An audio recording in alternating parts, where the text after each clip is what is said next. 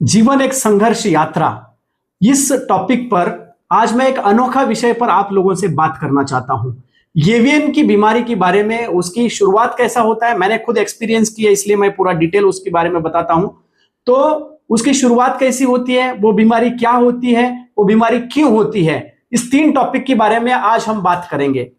Avian की बीमारी क्या होती है? Actually ball and socket joint अपने बॉडी में जो होता है, एक तो कंधा है या हिप ज्वाइंट है या जबड़ा है, ये तीन जगह पर एवियन होने की चांसेस ज्यादा रहता है। उसमें नंबर 1 पे आता है हिप ज्वाइंट का ही ज्यादा ये प्रॉब्लम होता है। उसमें क्या होता है, हिप ज्वाइंट में बॉल एंड सॉकेट का जो ज्वाइंट रहता है, वो उस बॉल में और सॉकेट में जो बारीक वेन्स रहते हैं, वहां ब्लड सप्लाई करने वाले जो नसें रहती है, उस नसों में ब्लॉकेज होती है। वहां ब्लड सप्लाई न होने की वजह से वो बॉल या सॉकेट वहां सड़ने लगता है और खराब होके टूट जाता है, डैमेज हो जाता है। और यह बीमारी हड्डियों की बीमारी में सबसे खतरनाक बीमारी माना जाता है। और यह बीमारी क्यों होता है? यह बीमारी होता है, एक तो कहीं चोट लगे, पुराना चोट है, उसकी वजह से वहां के नस डैमेज होने की वजह से ब्लड सप्लाई रुक जाता है, फिर ये एवियन की बीमारी होती है। पहला कारण।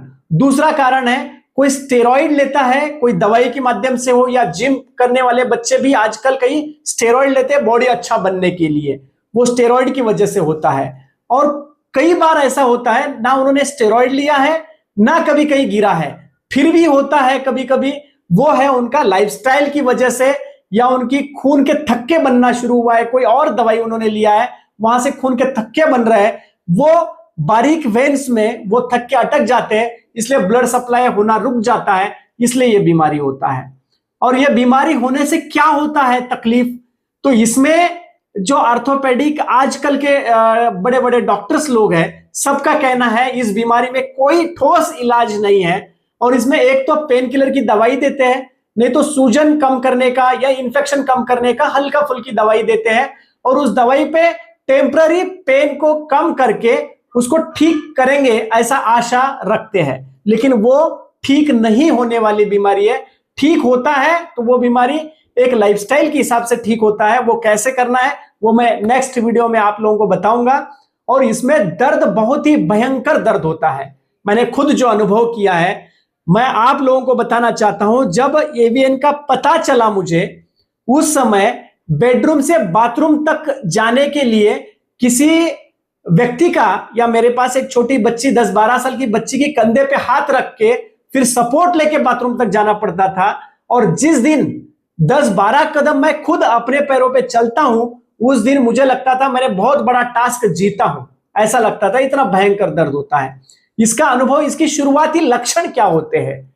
तो इसकी शुरुआती लक्षण होते हैं, जब भी आप चलना शुरू करते हैं तो आपकी थाइज में या हिप जॉइंट में काफी दर्द होता है, और आप सो के उठते हैं तब सुबह सुबह में यह दर्द ज्यादा रहता है, और जॉइंट में जकड़न है, किसी प्रकार का अकड़न है, ऐसा आपको महसूस होता है। सीढ़ी चढ़ते समय आपको दर्द होता है, चलते समय आपको दर्द होता है, उस पैर पे जब जब आप वजन देंगे उस समय यह दर्द आपको ज्यादा फील होता है।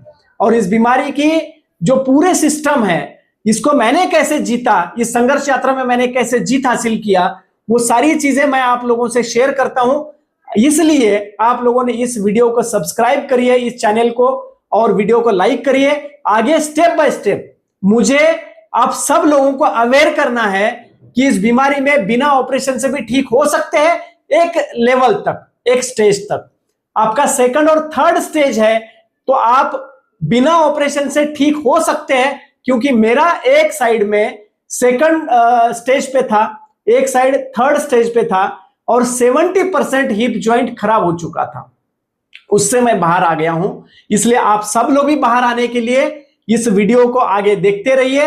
नेक्स्ट इस चैनल पे आने वाले टप्पे टप्पे में मैं पार्ट बनाऊंगा।